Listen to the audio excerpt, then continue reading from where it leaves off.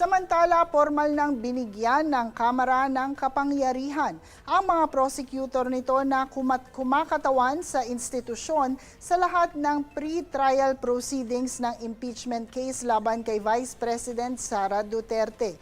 Inaprubahan ang mosyon sa isinagawang special session bago ang nakatakdang pre-trial conference sa Senado sa June 18. Sa ilalim ng otorisasyon, maaari nang maglatag ng mga ebidensya, magtakda ng saksi at magsagawa ng iba pang hakbang para mapabilis ang pagdinig ng kaso.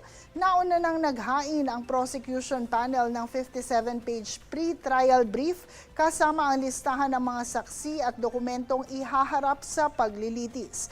Ayon sa House prosecutors, handa silang magpresenta ng ebidensya kaugnay ng mga aligasyong nakasaad sa Articles of Impeachment. Samantala, suportado rin ng House leadership ang mungkahing isalin sa iba't ibang wika ang paglilitis upang mas maintindihan ito ng publiko.